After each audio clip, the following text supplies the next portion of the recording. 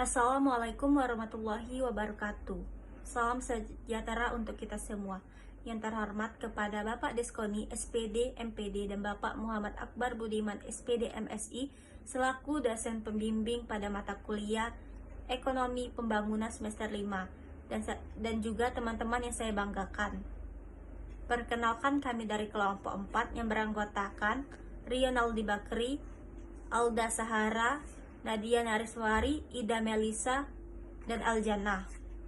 Pada kesempatan kali ini kami akan mempresentasikan hasil diskusi kami mengenai masalah-masalah pembangunan.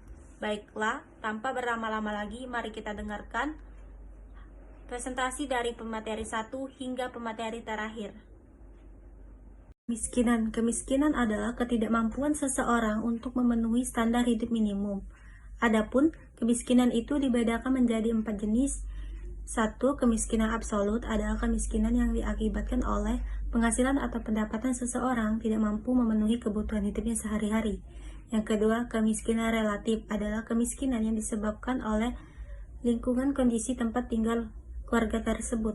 3. Kemiskinan kultural adalah kemiskinan yang disebabkan oleh kebiasaan hidup santai yang tidak ingin meningkatkan taraf hidup seperti orang lain. Keempat, kemiskinan struktural adalah kemiskinan yang disebabkan karena struktur sosial yang rumit yang mengakibatkan masyarakat sulit untuk mendapatkan peluang pekerjaan. Adapun faktor-faktor penyebab terjadinya kemiskinan yaitu 1. Laju pertumbuhan penduduk yang tinggi, 2. Masyarakat pengangguran meningkat, 3. Rendahnya pendidikan, 4. Terjadinya bencana alam, dan kelima, distribusi pendapatan yang tidak merata. Adapun dampak-dampak yang disebabkan oleh terjadinya kemiskinan: 1. Meningkatnya kriminalitas di suatu daerah, 2. Angka kematian meningkat, ketiga, akses mendapatkan pendidikan tertutup, 4. Meningkatkan angka pengangguran, dan yang kelima, konflik yang terjadi di masyarakat akan bermunculan. Kemudian, adapun solusi yang dapat dilakukan untuk mengatasi kemiskinan adalah 1. Melakukan pembaruan pada data penduduk, kedua, melakukan integrasi penyaluran bantuan sosial, 3. Mengurangi beban pengeluaran masyarakat miskin dan hampir miskin, keempat, memberikan insentif di bidang pertanian, peternakan, dan perikanan, dan yang kelima, mengelola anggaran pendapatan belanja negara dengan cermat dan baik. Baiklah, sekarang kita akan membahas materi mengenai distribusi pendapatan. Distribusi pendapatan merupakan pembagian pendapatan atau penghasilan di dalam masyarakat. Jadi, distribusi pendapatan ini merupakan cara bagaimana sih pendapatan atau penghasilan ekonomi dibagi di dalam suatu masyarakat tersebut. Nah, ada 3 jenis distribusi pendapatan. Yang pertama, ada distribusi pendapatan perseorangan, di mana distribusi pendapatan perseorangan ini merupakan distribusi pendapatan yang menggambarkan pendapatan yang diterima secara individu, termasuk juga perseorangan dan juga rumah tangga. Jadi, distribusi pendapatan perseorangan ini merupakan cara bagaimana sih pendapatan yang diperoleh oleh individu itu di dalam suatu masyarakat didistribusikan di antara mereka. Lalu yang kedua ada distribusi fungsional, merupakan distribusi pendapatan nasional yang diterima oleh masing-masing faktor produksi. Artinya distribusi pendapatan jenis ini mengacu pada pembagian pendapatan nasional atau pendapatan perusahaan kepada berbagai faktor-faktor produksi.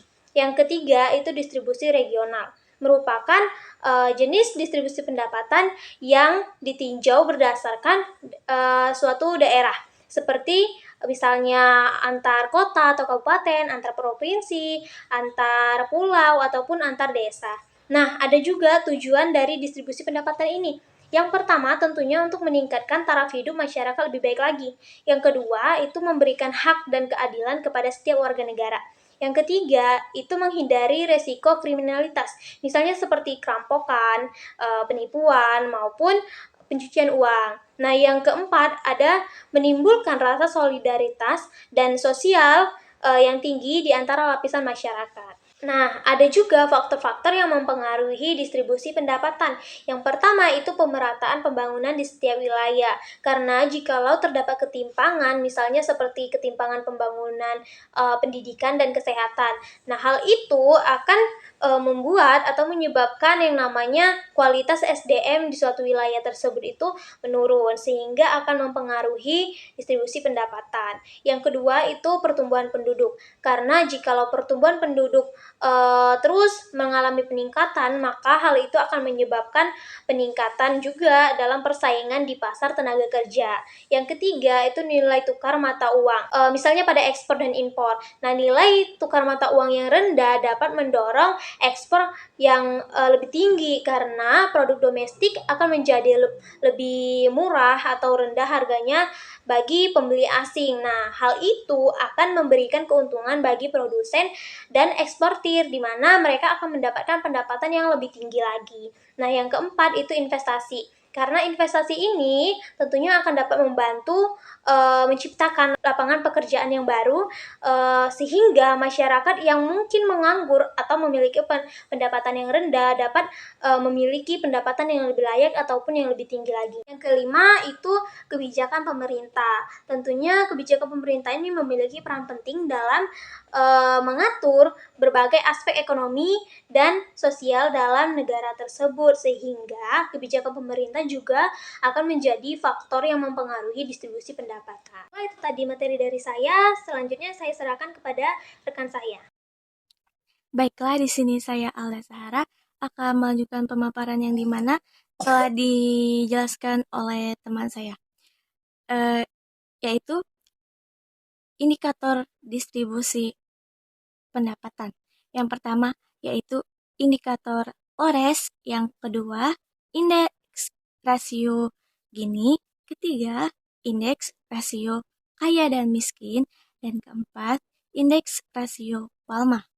Adapun strategi pemerataan distribusi pendapatan yang pertama yaitu meningkatkan kualitas sumber daya manusia, kedua meningkatkan investasi dan infrastruktur, ketiga meningkatkan diversifikasi ekonomi, lalu yang keempat meningkatkan retribusi pendapatan.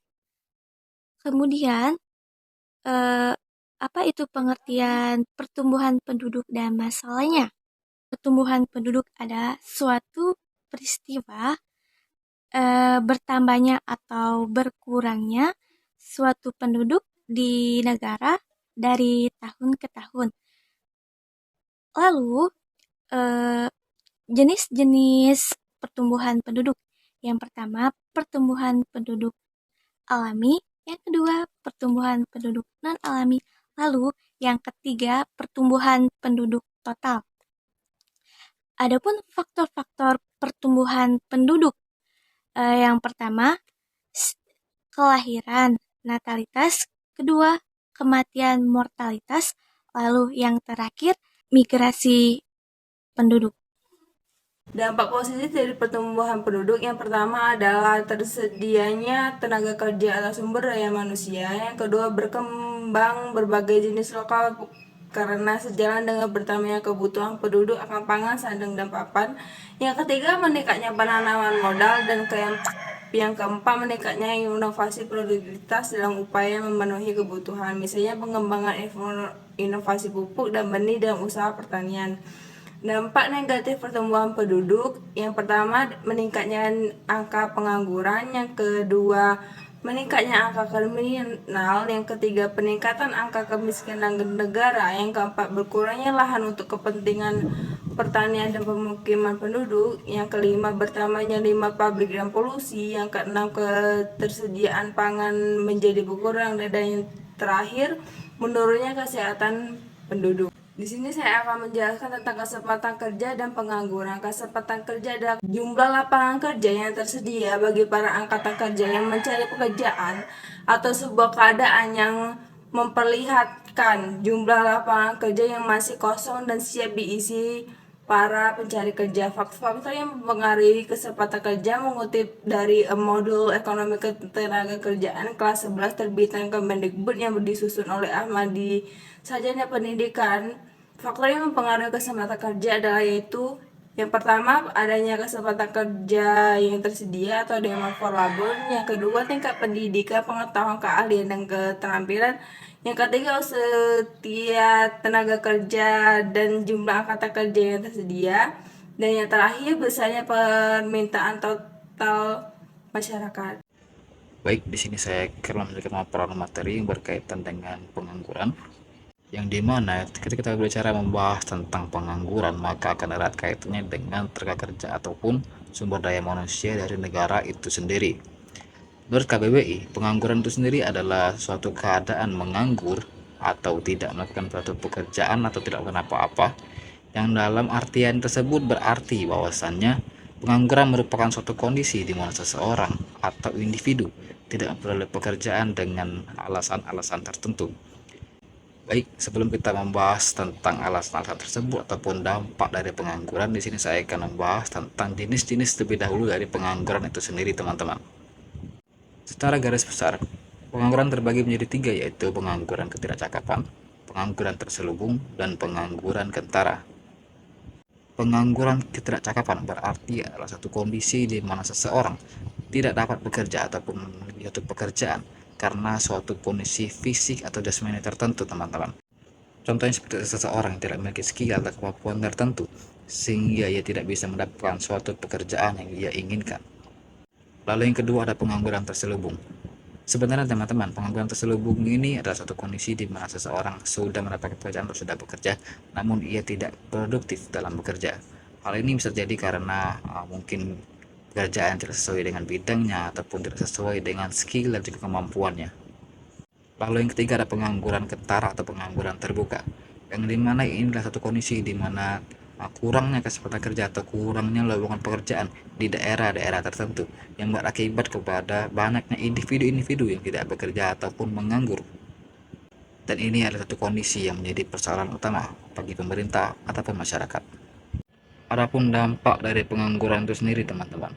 Yang pertama itu pendapatan nasional menjadi menurun, yang kedua pendapatan per kapita masyarakat menjadi rendah, yang ketiga investasi dan pendapatan modal menjadi rendah, yang keempat produktivitas menjadi berkurang, dan akhirnya akan menjadi pemborosan sumber daya bagi pemerintah. Lalu timbul satu pertanyaan, bagaimana bisa pengangguran itu berpengaruh terhadap pendapatan nasional dan juga pendapatan per kapita masyarakat? Bagaimana bisa pendapatan nasional dan pendapatan per kapita masyarakat itu meningkat jika banyaknya orang atau individu yang tidak bekerja di dalam suatu negara tersebut? Ada banyak hal yang menjadi penyebab terjadinya pengangguran. Setidaknya ada 3 hal yang bisa dijelaskan di sini. Yang pertama itu adalah jumlah lapangan pekerjaan yang sedikit. Tentunya ini menjadi faktor utama yang menjadi penyebab akan banyaknya pengangguran, khususnya di Indonesia. Mengapa ini bisa terjadi? Ini terjadi karena pertumbuhan ekonomi dan pertumbuhan jumlah penduduk itu tidak selaras, yang berakibat kepada banyaknya masyarakat-masyarakat yang tidak berkesempatan mendapatkan pekerjaan karena ketidakselarasan antara jumlah penduduk dan jumlah pertumbuhan ekonomi. Yang kedua itu banyaknya pemutusan hubungan kerja ataupun PHK. Hal ini bisa terjadi oleh didasari beberapa faktor. Yang pertama itu bisa jadi karena perusahaan tersebut bangkrut. Yang kedua bisa jadi karena perusahaan tersebut ingin mengurangi pengeluaran yang tidak perlu. Yang ketiga itu bisa jadi karena omset dari perusahaan itu menurun, sehingga menyebabkan perusahaan itu terpaksa untuk melakukan suatu pemutusan hubungan kerja. Yang tidak adil adalah ketika suatu perusahaan itu melakukan PHK secara sepihak tanpa adanya pemberitahuan terlebih dahulu. Yang terakhir itu ada pasar kerja yang tidak efektif. Fungsi utama dari pasar kerja itu adalah sebagai media penyalur antara tenaga kerja dan juga orang ataupun perusahaan yang membutuhkan tenaga kerja. Ketika ada yang tidak efektif, maka ada yang salah dari fungsi tersebut. Dan biasanya ini disebabkan oleh adanya ketidakselarasan antara permintaan tenaga kerja dengan penawaran tenaga kerja, yang dimana permintaan itu lebih sedikit ketimbang dari penawaran tenaga kerja. Baik, saya rasa itu yang dapat saya sampaikan. Saya kembalikan lagi kepada moderator. Terima kasih.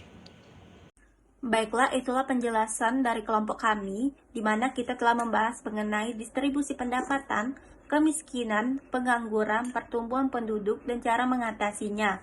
Jadi dapat kami simpulkan bahwa suatu negara penting untuk memahami konteks lokal dan mengambil langkah-langkah yang dibutuhkan sesuai dengan aspirasi masyarakat setempat. Dengan begitu, kita dapat menciptakan lapangan pekerjaan yang adil, berkelanjutan, dan sejahtera untuk semua orang. Itulah presentasi dari kelompok kami. Lebih dan kurang kami mohon maaf. Kepada Allah kami mohon ampun. Saya akhiri. Wabillahi taufiq walhidayah. Wassalamualaikum warahmatullahi wabarakatuh.